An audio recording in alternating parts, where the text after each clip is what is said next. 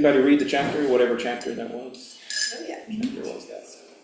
Chapter 3, the Buddha's teaching, Bhikkhu Bodhi. Bhikkhu Bodhi, I like Bhikkhu Bodhi, but he's very much a scholastic, and he's very traditional. You know, the thing I like about Bhikkhu Bodhi is if you say, okay, you know, what is the distilled, quintessential, traditional teaching about XYZ in Theravada Buddhism, you go see if Bhikkhu Bodhi has a thing on it, you know, because he's very, you know, he's very straight. He teaches the traditional way. Well, you've already answered my first question. Oh. It's just that. It sounds almost archaic. This is modern writing, and yet he sounded like he was Yes. back Well, then. So thank you. You just answered my he's question. been immersed in ancient thought all his adult life, I guess. So I don't know. Yeah, so it's a lot about, you know, rebirth and all those kind of things that many Westerners are like, eh. So you have to, you know, run that. But I mean, it is good to read a, you know, if I go to just a stodgy, you know, what's the traditional Theravada way to talk about this stuff? That, you know, that's his thing. But I mean, he does it very well. He's a very smart guy. You know, he has a lot of good books. If you like that sort of somewhat academic Theravada Buddhism. So there was another thought there. Oh yeah, so the reading had two things, right? It was this chapter, and there was also the webpage. Now on the webpage at the top, there's a couple of other books, and of course I don't remember what they are, but and I don't have them pulled up because I'm super organized. DSLR 4T.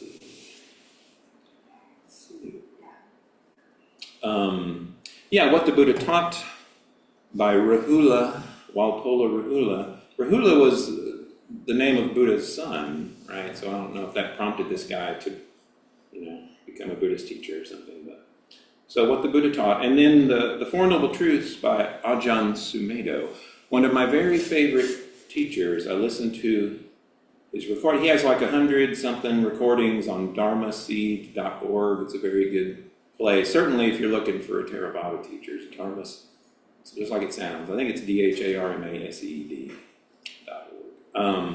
A lot of, I don't know if we'd call them podcasts now, a lot of audio recordings of teachers. And yeah, I just listen to them over and over. And it's like if you put something in your ears enough time, it just starts coming out your mouth, right? That's what education is. And so I sort of sound like him a lot of times talking about stuff. But yeah, so he has a book, and I will be quoting from it some tonight, because it's like Ajahn Sumedho has this very intuitive way of talking about everything.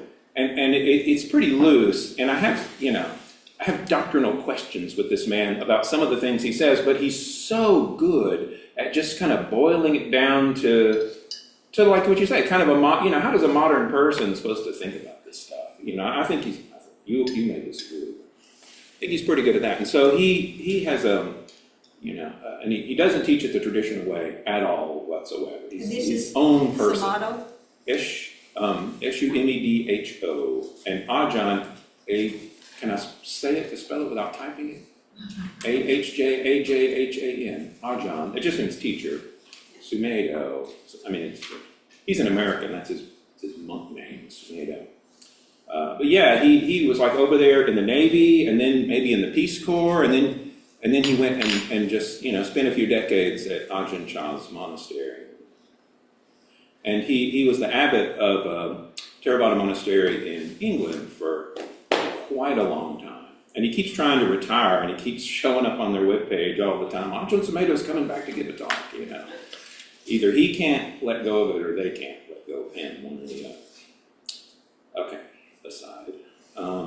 So yeah, there's a couple of other books, so that if you want the non-traditional, non-super emphasis about rebirth kind of discussion of the Four Noble Truths, you can check out either one of those, Rahula's book or Sumedho's book.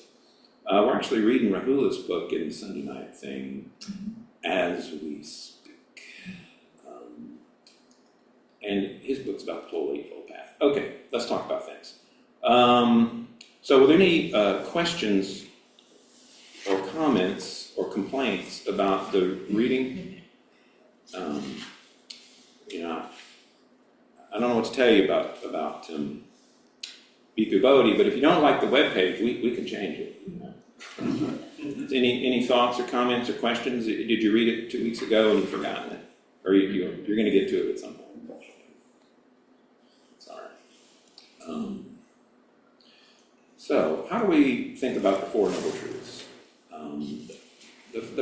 My favorite way of thinking about them, and I heard this so long ago, and a lot of teachers will talk about it this way. Well, but people have all sorts of different. Sometimes they'll rearrange them in a different order, and they'll do the last two and then the first two, or I don't remember. But the way that I like to think about them is as a medical diagnosis and prescription. So the first noble truth are the symptoms. The second noble truth is the cause of the disease. The third noble truth is the cure.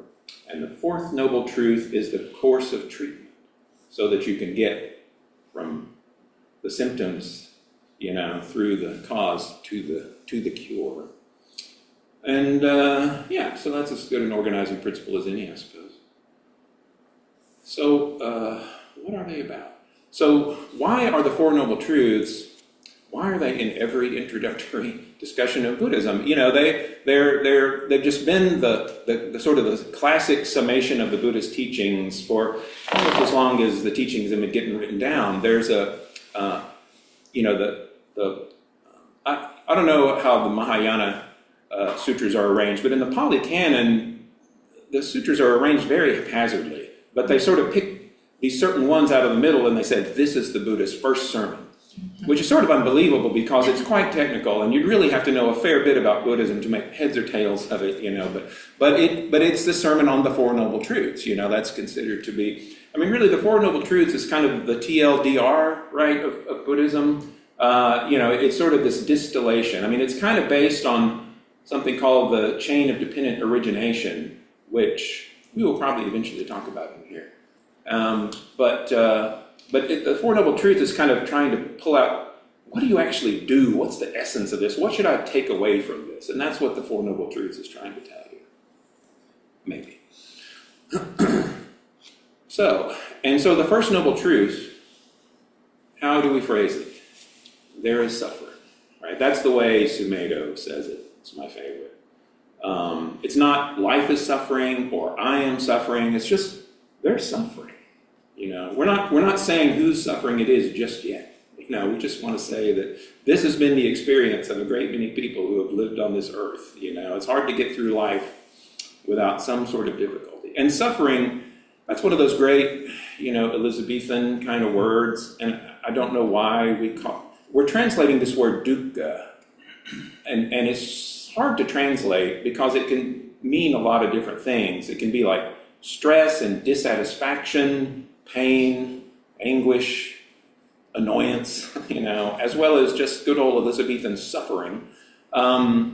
It's a big word. The way I think of dukkha, is it's like, we know that life is a problem, but what exactly is that problem? And however you answer that question, that's kind of like your dukkha, So I don't know. What would you guys say? Why are we in this class? What is wrong? What is the problem with this world or with life? Not with you, no. You may, that's what you want to go with, but, what would you say? Why is the world such a problem for us individually? Anybody have a pithy thing for that? The problem is everyone else, right? This is the problem. Everyone just thought like I do.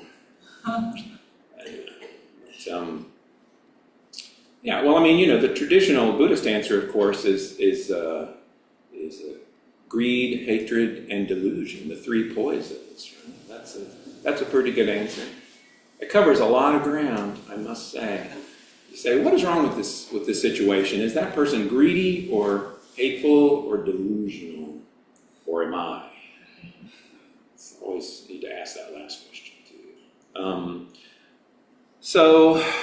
So yeah, life is a problem in some way. There is suffering. We know that for sure.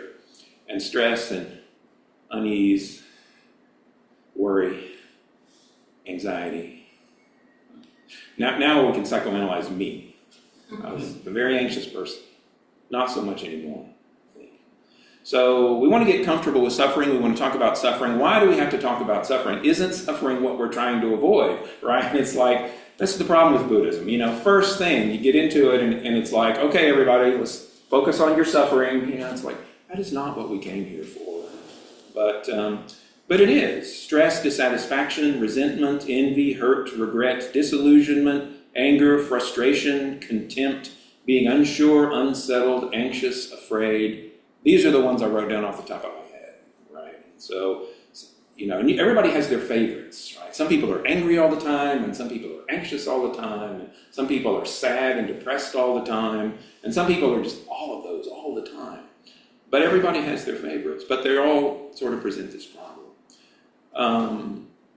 And we can talk about how the interaction between psychotherapy and Buddhism, I suppose, but we won't go there just yet, I suppose. I know I should say. Other than Buddhism is not a substitute for psychotherapy.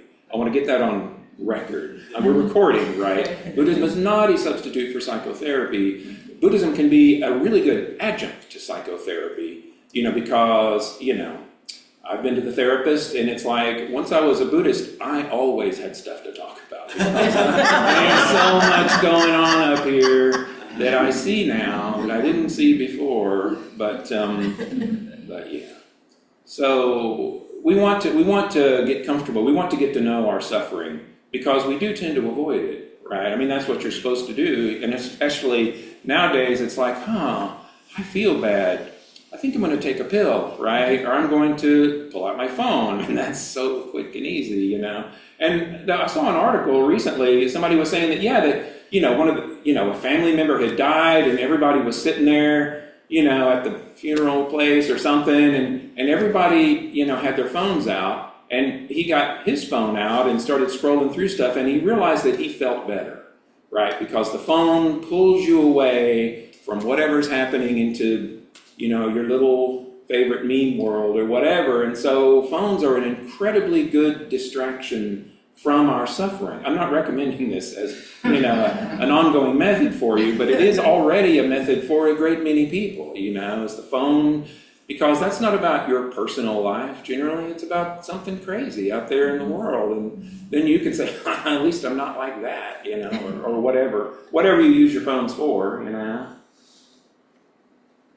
So yeah, we're always trying to find ways to escape from our suffering. But unfortunately, Buddhism wants us to not turn away, to just bore right into it. Not to just say, okay, now I'm going to suffer all the time, but to understand it. The problem with our suffering is that we're always trying to put up this wall. And there's a reference that we'll talk about in a bit, maybe called the Dark Sutra. But yeah, we're looking for anything to not have to face it directly.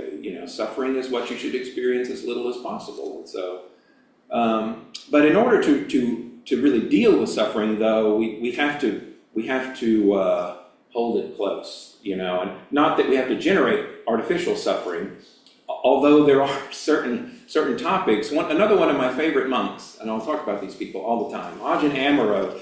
He said that when he wanted to meditate and to really work on his inner self, he would sit down on his meditation cushion and he would think one word to himself, and that word was mother. and all of his anxieties and neuroses and eccentricities were wrapped up in his relationship with his mother, and so that is how he sat down and started approaching the suffering that was in his world, the difficulties and the disease that he just couldn't ever seem to shake. It was wrapped up in his family relationship. And for some people, it's like that. And other people, it's your job or your current situation or your, medical issues. There's all sorts of things that make us crazy, that make us feel like it's just so hard to deal with the world. So we want to get to know these things because those understanding your suffering, really getting to know it on a visceral level, you want to really feel it, and analyze it and think about it. not the way we usually think about our suffering, which is just to go round and round. Let's see, we have the same 10 thoughts that we think all day about something, and it does us no good whatsoever. The Theravadins, and maybe everybody else, calls that papancha. We get in this cycle of thinking, and one thought generates the next thought, right? This is the problem with thinking, is you start down that thought trail, and it's like somehow you think there'll be a destination at the end of your thought process, but no. It just goes like this, and it will keep doing this as long as you're feeding your thought process, as long as you're paying attention to this thoughts turning over and over. It'll just go through the same 50 thoughts, 20 times in a day, and you'll get to the end of the day exhausted and stressed out, and you have accomplished nothing, So it's not that kind of thinking. Anyway, so Buddhism wants you to deal with your discomfort, so that you can find happiness, right? So that you can find contentment and peace. And Buddhism, many people have said, that, Buddhism has provided them with a lot of peace and contentment and even great joy and bliss even. I don't want to oversell it, I guess, but it can be pretty good. But even just peaceful, serene contentment, right? That would be pretty good, especially if you don't have that now. So what's the deal?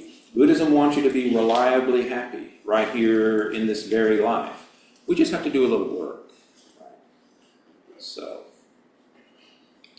And now my note says, any thoughts on suffering? But I already asked that. Nobody wanted to say it. So what I want to do is, because Sumedho talks about this in such a nice conversational style, and I could try and pretend to be Sumedho, and I just wouldn't be as good at it. I'm just going to read some little snippets for us to think about. So this is from his book, Four Noble Truths, which is free on the website, and the link. He says, suffering, or dukkha, is the common bond we all share. Everybody, everywhere suffers. Human beings suffered in the past, in ancient India. They suffer in modern Britain. This is when he was at the English monastery. And in the future, human beings will also suffer. What do we have in common with Queen Elizabeth? We suffer. With a tramp in Charing Cross, England, right? We suffer. That's what we have in common. So suffering is this common thing for all people. And so that's what Sumedho says. And I would say, Theravadins have this little expression we like to say, that we are all brothers and sisters in old age, sickness, and death. And people say Theravada is depressing.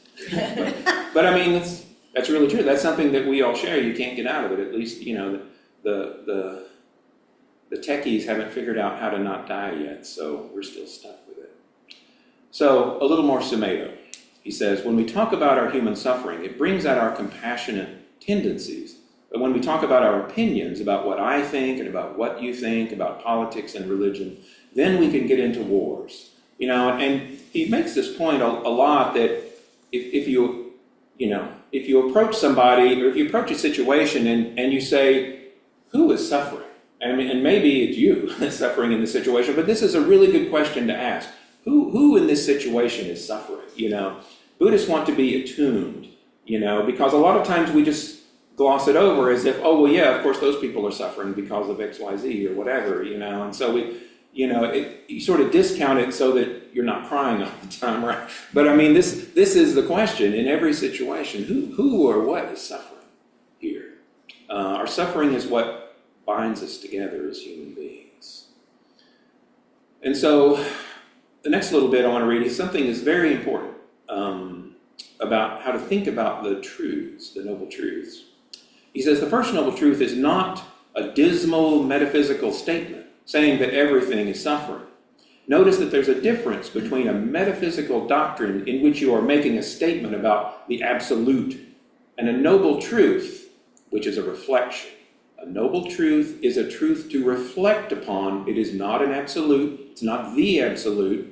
And this is where Western people get very confused, because they interpret this noble truth as a kind of metaphysical truth of Buddhism. But it was never meant to be that. But people they say, so what do Buddhists believe? I've got the Nicene Creed. What do you got? And you say, well, Four Noble Truths, But you don't believe the Four Noble Truths. The Four Noble Truths are a hypothesis that you are supposed to scientifically investigate in your own life to see if it's true or not for you. Yes? Yeah, don't mind interruption, but one of our teachers associated with EBS calls them the Four Noble Rumors. Yes. And it's like you have to check it out. It's like, well, what's this about? You know, the story's about. So That's right. I have another one. Yes. If you don't mind. You guys can talk all you want. Another one of our teachers talks about this in terms of a beautiful analogy that I like, is that we're trying to put together a jigsaw puzzle. That's the point of life. We all think, if I get all the pieces in place, That's right. everything will be fine, life will be fine. But the fact is, the pieces don't fit, and they will never fit. And then even as you work with them, they move, they change shape. You know, it's like it swishes around. So what the Buddha is saying is, give up the jigsaw puzzle. That's the problem, that you think you can put everything, you know, in Right. place. But if you instead deal with the reality, there is no jigsaw puzzle, right? What is there if there is no? That's right. Yeah, and so now you're getting into expectations, right? Because a lot of our trouble comes from our expectations. Yeah. We assume that this world has an answer, that our personal situation has an answer. And we assume that because we desperately need there to be an answer, right? It's like Uncle Fred is spending all his money or whatever the crazy situation is, and it's like there has to be an answer. But of course, there's not always an answer. But that's a very hard pill to take, to say this problem is not solvable. You know, because that's defeat, right? And we don't admit defeat. We press on, stiff upper lip. We'll make it work somehow. Quiet desperation is the English way. Something like that. So this thing about suffering, something to investigate. And so Samedo has an interesting definition for this dukkha, and for once it's the same, I think, in Pali and Sanskrit. It's dukkha. There's not another one to say dukkha. So he says that it means incapable of satisfying, and that's a pretty traditional answer. That you can't ever solve the world's problems or your own problems completely, and so there's nothing that's capable of really satisfying the problems we have with the world. But his other definition is to not be able to bear or withstand anything.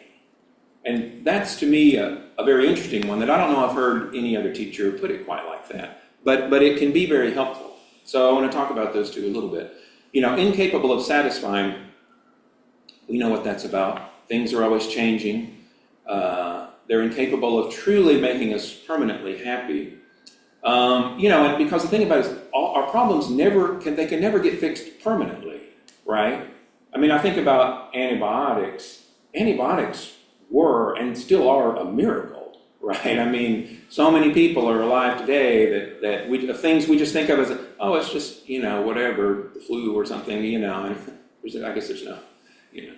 So think, what are there really antibiotics for? But there's so many diseases that used to just kill people. You know, it's like, yeah, we got 3 of our 5 family members are dead, you know, because of, you know, whatever, bacterial infection, you know, and that doesn't happen anymore, I hope. It's not supposed to. But you know, but antibiotics are getting weaker, right? Because organisms are adapting to them, and so now we have to find different antibiotics, and now they're already talking about, well, we're going to have to drop antibiotics and go to bacteriophage type answers once they're completely useless, and so it's like nothing we ever fix stays fixed. It's very annoying. And so we end up realizing that the chaos of the world, it's something that you just have to manage. Every problem is something to manage. It's not necessarily a problem to solve. I mean, if it was a problem to solve, we get it solved pretty quickly. The problem are the ones that won't ever solve because they will never be solved. We can only manage them. And so there's that old Buddhist chestnut or from somewhere, that life is a terminal condition and all we can do is manage it. This is our situation, not to be a Debbie Downer, but, this is what we have to look in the eye as we deal with our own particular brand of difficulty. And the other thing about how unreliable and unhelpful and unfixable the world is that human happiness, and I think I may have heard a teacher talk about this once, or maybe this is just me, but this is what really gets me, is our happiness is so relative, and so if you're, born in a family that has millions of dollars, and then that's normal to you, and and if suddenly you go from having $10 million to $250,000, this is a crisis. Your lifestyle is going to change completely. You are going to have to, go to work or something, and things are terrible. But it's like, you're still pretty rich, right? Well, maybe not. And so we get used to whatever our situation is. We can be, in the greatest situation possible, but after a while, it's just normal. And then once anything slips just a little bit, it's like, oh, things are bad. Things are bad here in 90210, you gotta come help me. The nanny left, and we're having a crisis today. So in order to really just be consistently happy, things have to keep getting better and better all the time. And how realistic is that, Maybe you plan to start out really low. I'm going to start out in the ditch, and every day Leans will get a little, and that way I can be happy my whole life, But then the other problem is you look at other people, right? You think about what happens when modern media hits these isolated tribes, like we've heard these stories. It's like people can live very difficult lives, but they're pretty sanguine about it because they don't realize there's any other way to live, right? But once the village has TV, and they're watching 90210. I can't think of another show. It's just the only number that's going to be in my head for the rest of the night. They're watching, housewives of very rich people or whatever it is, and they realize we're terrible, this village is awful, we got to get out of here. And so all the young people leave, right? And they start pursuing that happiness. And once they're, out like getting antibiotics, they're going to be in better shape, but, everyone was happy in that village. So happiness is relative. No matter, I'm not saying that we should all, get dysentery or whatever, but just to realize that whatever our current modern state is, that's what we think is normal. And if we compare it to the Middle Ages, we should be ecstatic every day, but we are not, So this is the problem with worldly happiness. Utterly unreliable. Even if you had everything in the world, it would just be, it's just normal, right? I'm not happy, I got my space robots giving me everything I want, but that's the way life is, everybody gets it. I always thought about, when we were talking about the history in Siddhartha's home, he was a privileged, he's a one percenter. Right. But clearly, you ever seen any one percenters' families? It's like, what are you saying? It's just like he knew that. He could say, well, all these, and then he goes out and he's like, well, if I can't be happy and these folks are not always happy, and it's like, and he had a certain thing going on with him to keep pursuing it, but it was like, no, he's all suffering all the time, just on a scale that didn't match anybody else's kind of thing. But anyway, that's all. Meaning he was having rich people's problems. Is that what you meant? Yeah. What are you saying? I wasn't sure where you're going with that. No, that's what he had a problem. Yeah. But right. He wanted to figure it out. But then he realized it was common with everybody in all different circumstances. That's right. Old age, sickness, and death. Yeah. Ain't no money that can get you all the way out of those.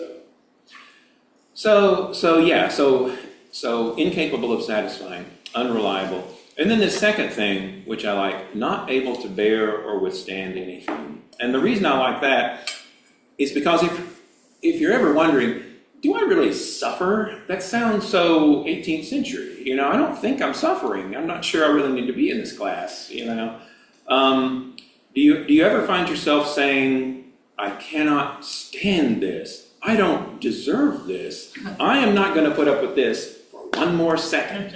Why does this always happen to me? You know, I refuse to accept it.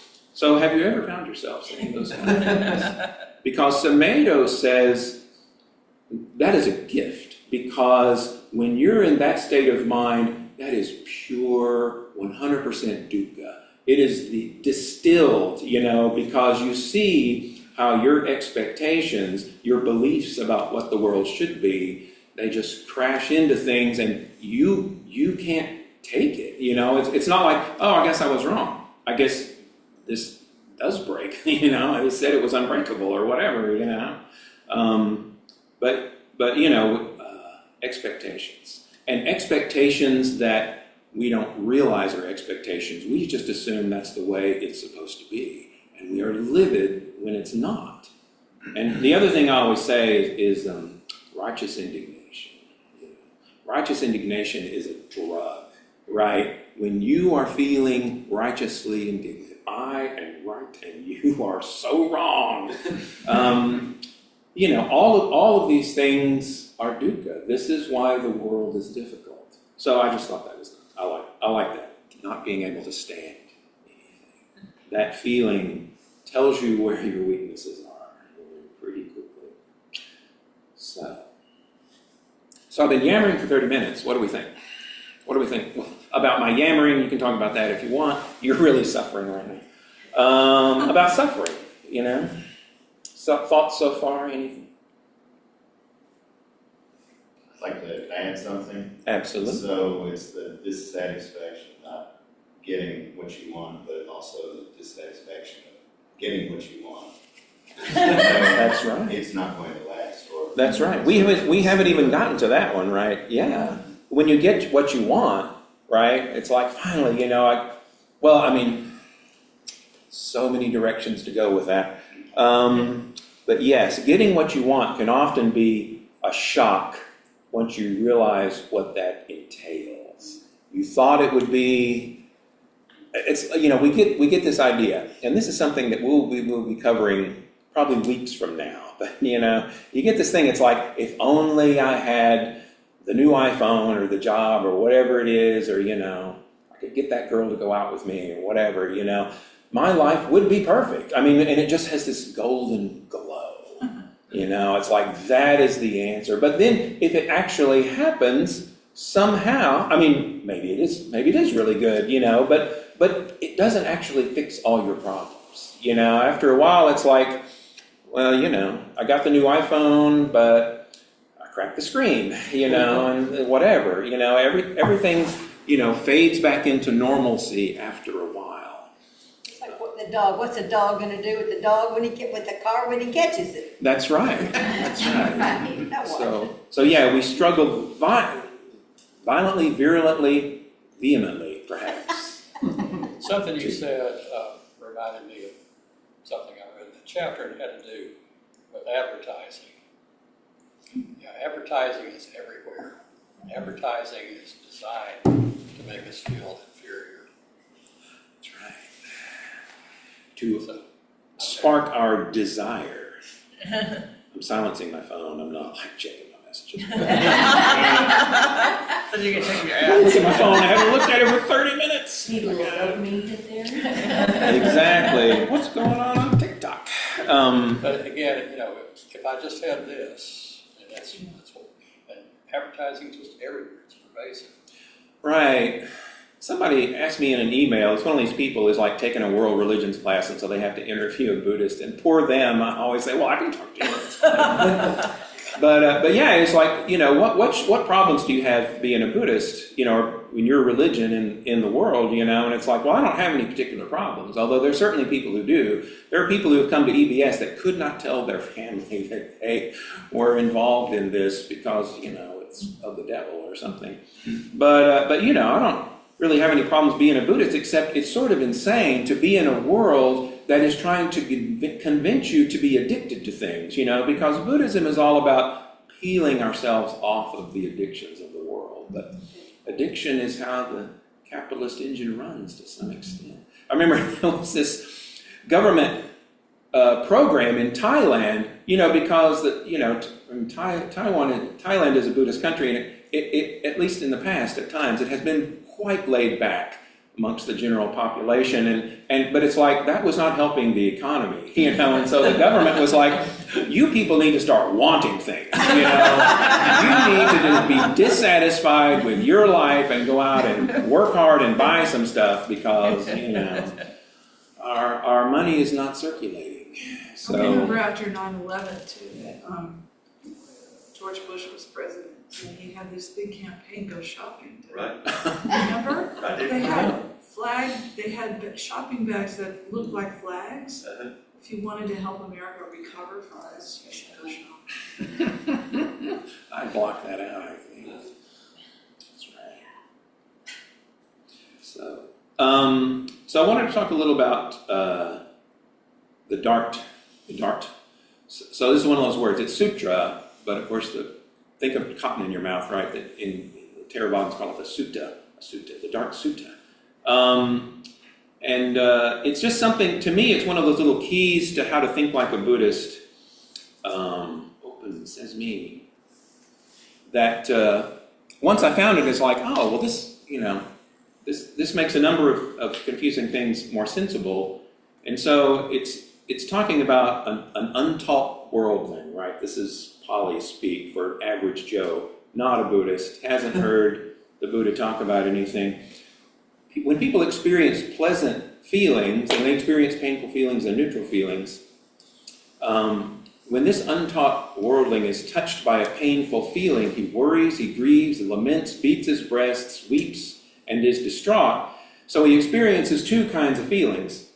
Sort of the original pain and this reaction to the pain, right? We resist it, and this is the thing.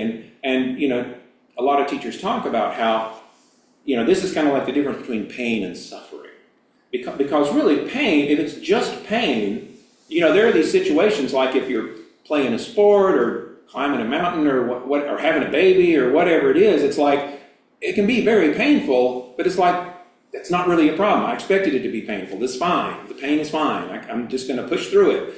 So you're not treating the pain as a problem. But most situations where we feel pain are not like that. It's like, I am not supposed to be feeling pain, and I am going to resist it with every ounce of my body to get out of this painful situation or away from whatever this is. We generate this resistance to it, and that's really the part that we can't stand. If it was just the raw, I'm not saying that there are some physical pains that really are intolerable, but a lot of things, it's just a difficult situation, that's just driving us crazy, but it's that reaction, I'm not going to put up with I'm not going to put up with the way you're talking to me, service agent or whatever, it's like we drive ourselves crazy, and so we stab ourselves with this second dart. The first dart is what the world does to you, and the second dart is you making it 10 times worse by just refusing to accept that that's the way it is right now. I'm in this problem, and the person here is not helping me. They're just trying to cover their own behind. I'm being recorded. And so this is the way it is, but we don't want to accept that. So that's the first thing in the Dart Sutra. And the second thing, he says, so he resists it, he resents it. And so then what does he do? He doesn't know any other escape from all these painful feelings, the original ones and the ones he's generated for himself. He doesn't know any other escape except the enjoyment of sensual happiness. You got to find something to drown this pain, and so, used to it was the bottle of scotch, right? But now we have pills and our phones and everything else. We have to find something pleasurable so now we got these 2 layers, right? 3 layers. The original problem, my resistance to the problem because I just refuse to accept that's the way the world is. And then my debauchery on top of that, my little gift to myself, however you think of it, Mama's little helper, and Daddy's, I suppose. to cover all that up. Well, we have to peel back through these layers one at a time. What am I using to compensate for my pain? How much of my pain was my own fault in the first place? And then finally you get down to, what was the original problem? And was there any reason to think that I could solve it in the first place? So anyway, that's the Dark Sutra. And I've just always found it very helpful because Buddhism is dense and there's a lot to it. But if you think about this is why we suffer and why we have such unhelpful reactions to it. I always think of the Dark Sutra. So anyway, that's that thing.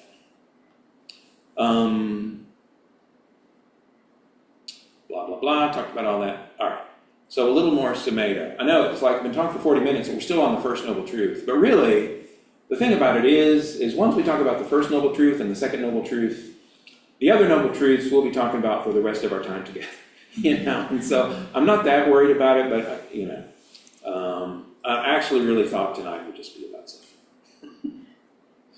Here's a little more Sumedho. It's important to reflect upon the phrasing of the First Noble Truth. It's phrased in a very, very clear way. There is suffering rather than I suffer.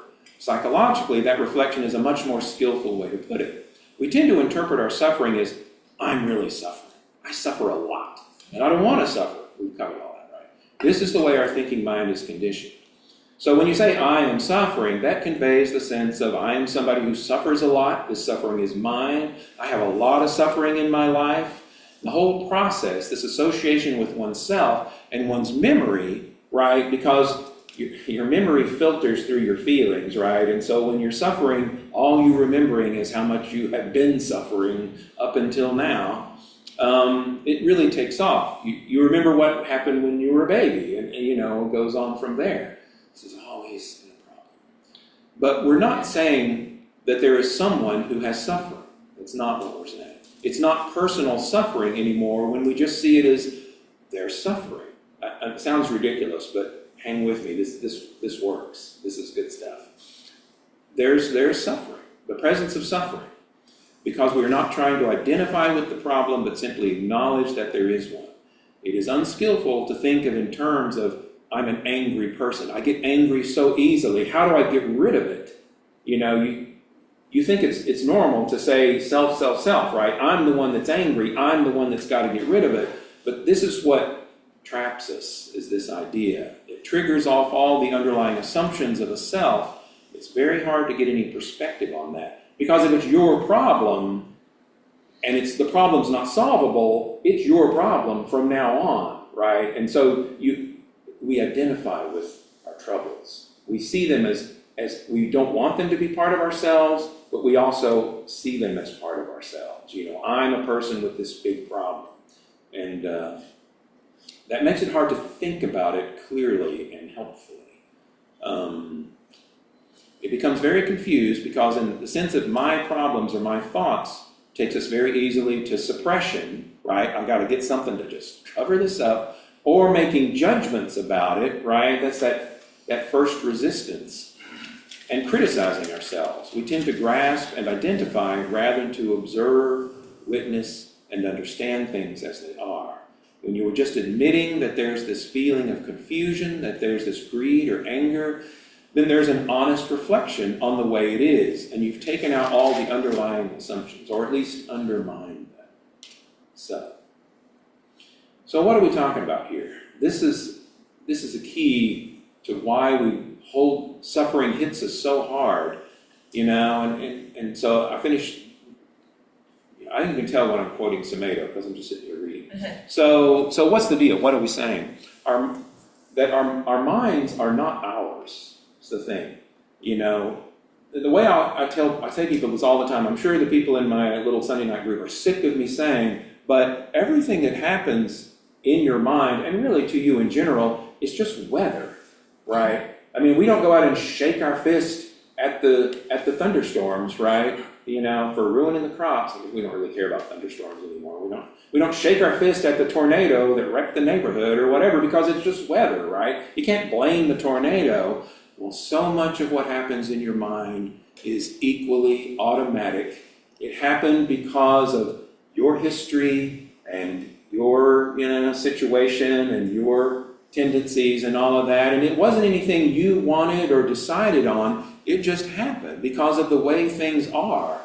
That our suffering arises naturally in the mind for many different reasons that we will be talking about a lot as we go on.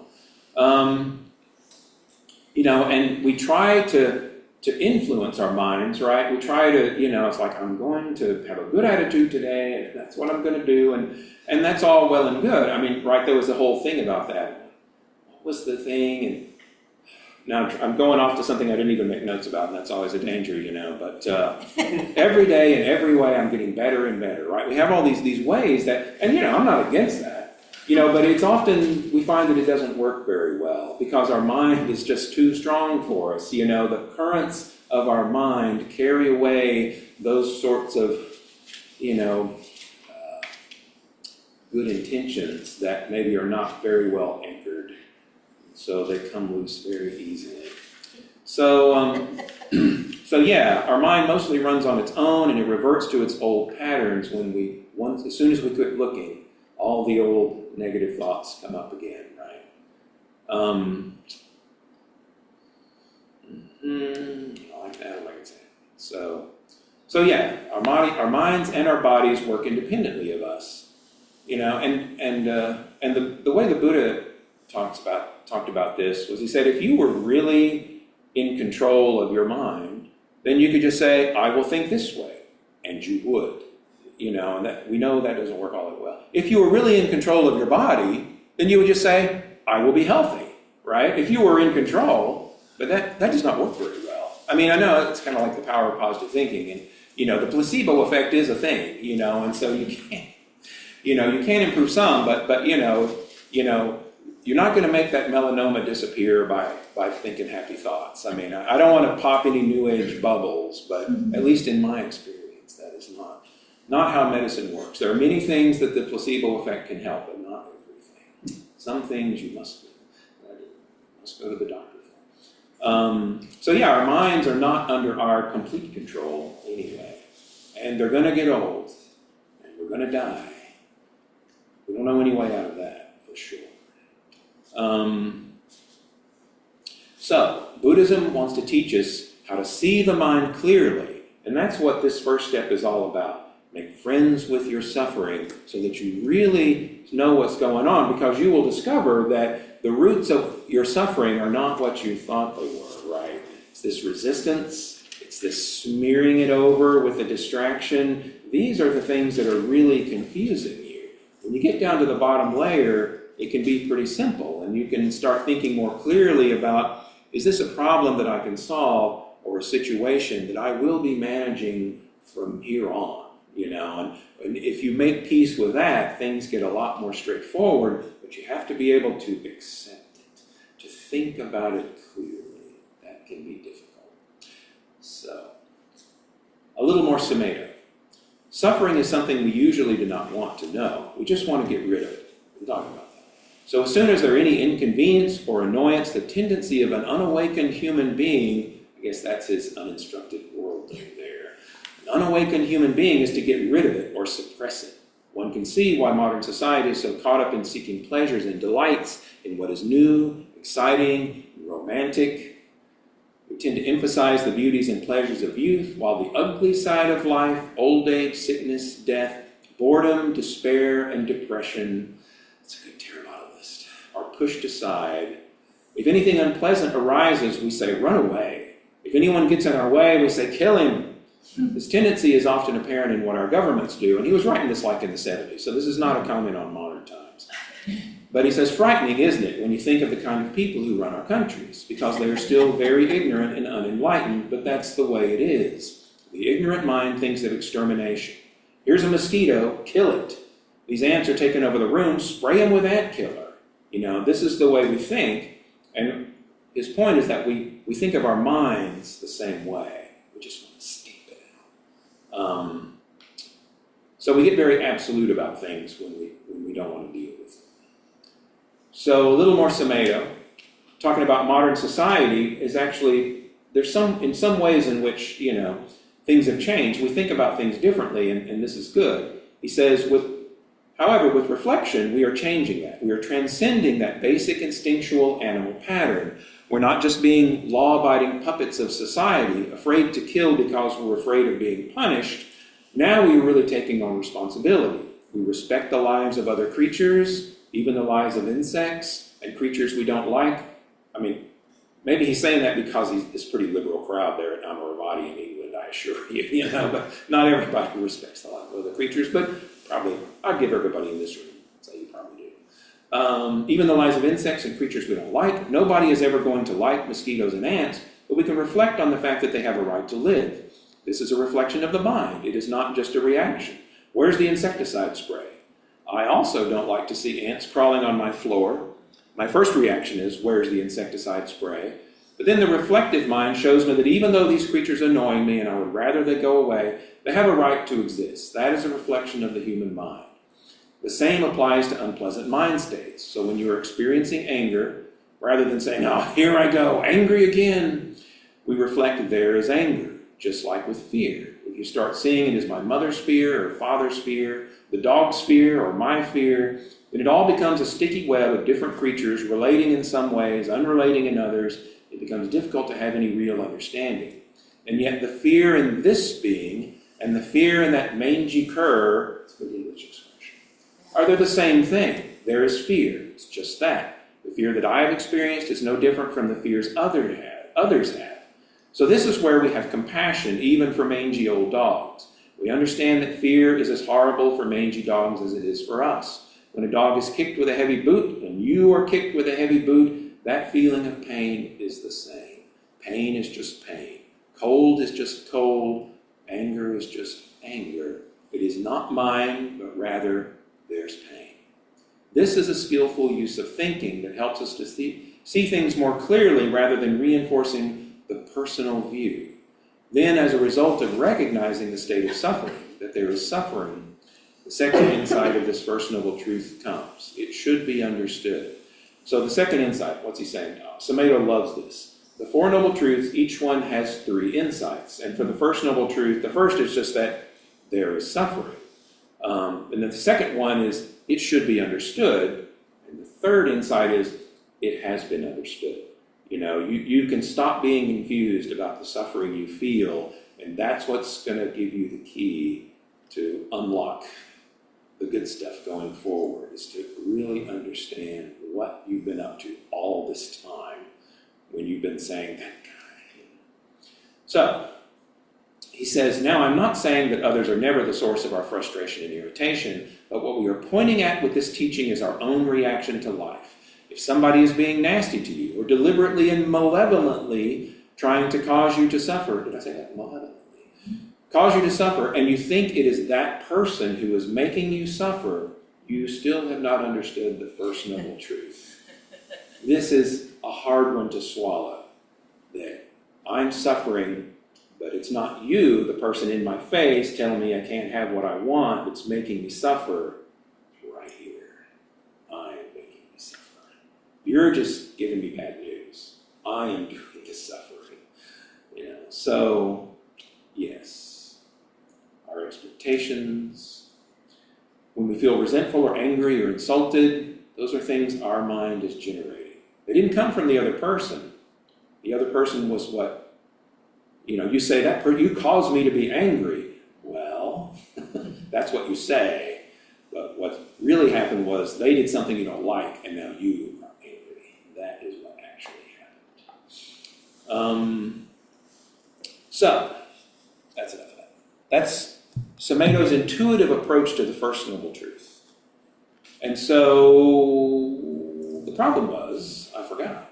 So the traditional way that we talk about the first noble truth of suffering is pretty straightforward, at least the first layer of it. There's many more layers that we will be covering more. This is all frank. You have to keep coming back. Keep tuning in every week.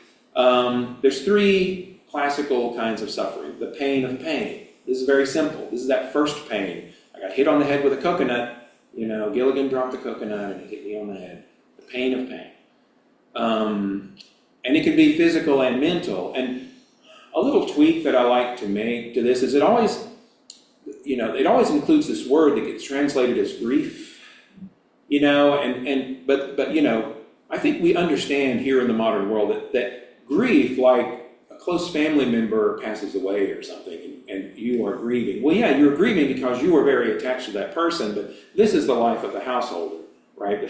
You know, as a monk in a monastery, maybe you're going to be very unattached, and that sort of thing isn't going to be an issue for you. But as a householder, we have to grieve. And I would say, think about grieving as like the same as a physical wound, because the only way to get through grieving is to let it heal, right?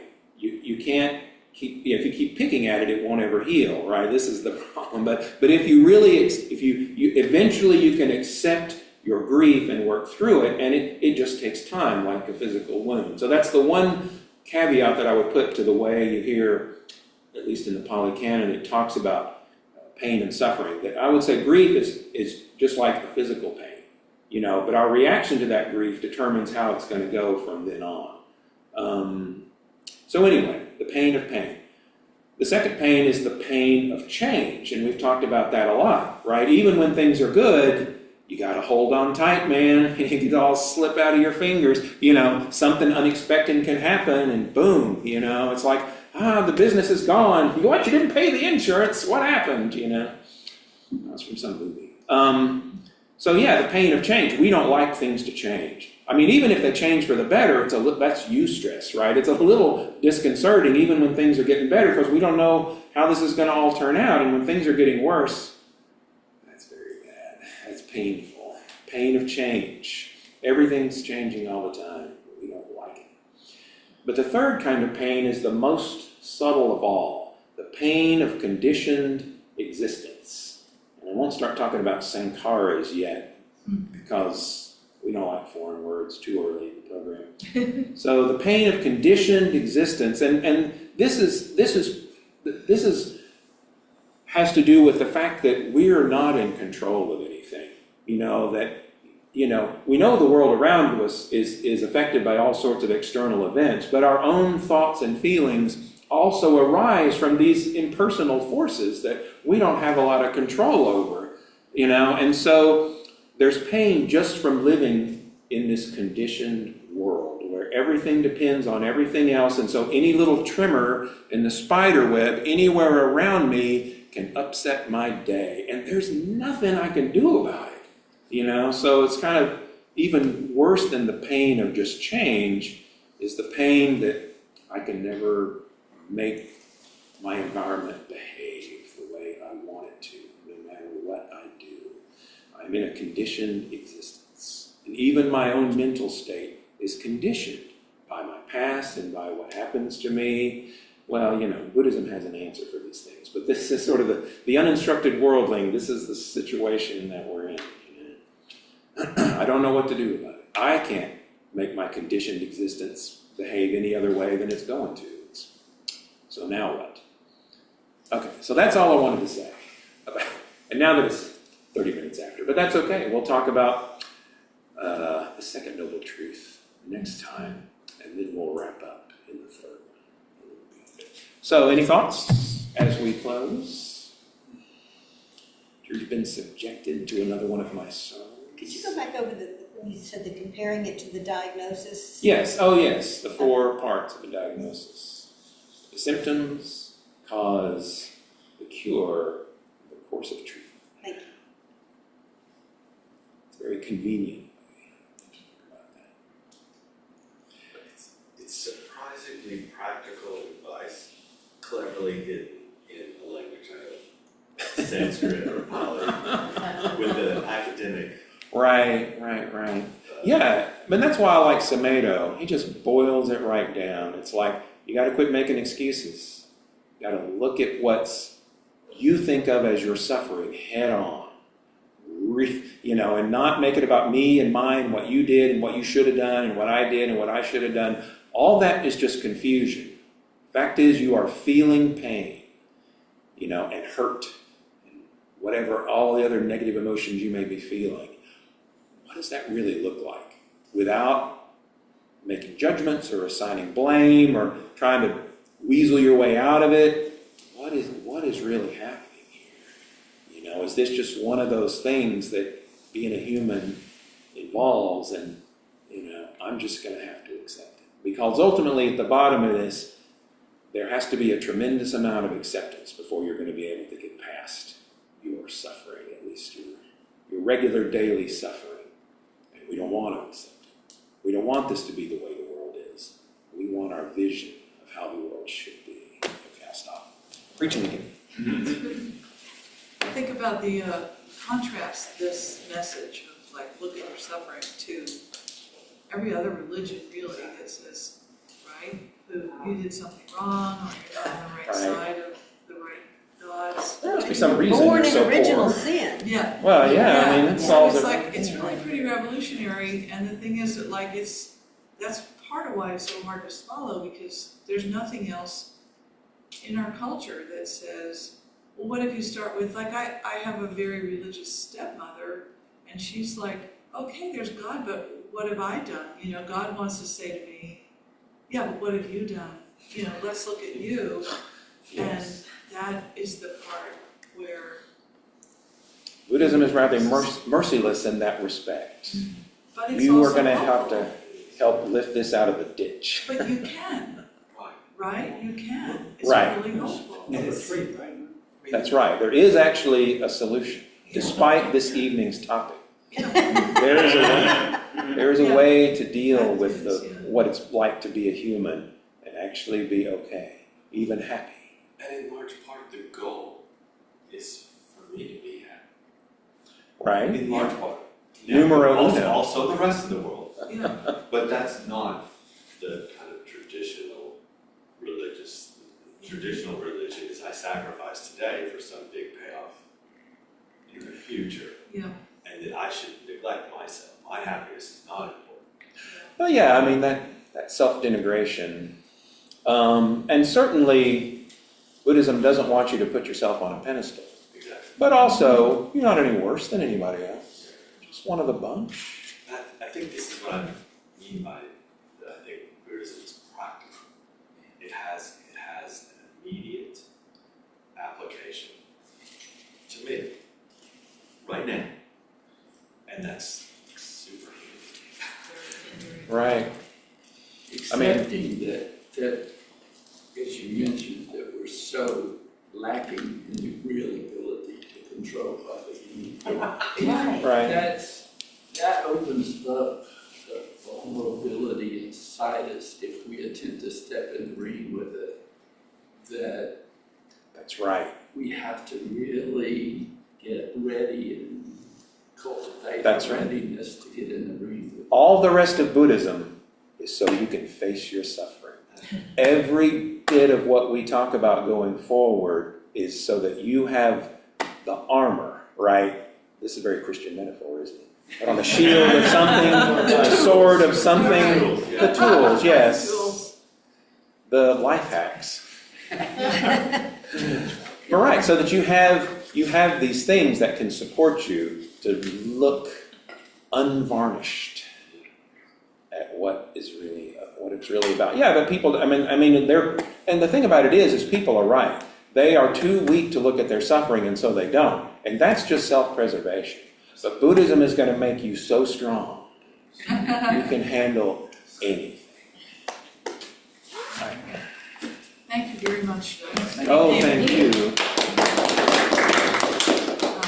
All right. So next week, more Second Noble Truth. Yeah. We're off suffering. And there's no new readings, we could just, the Yeah. second chapter. Yeah. It's- So, Okay. Excellent.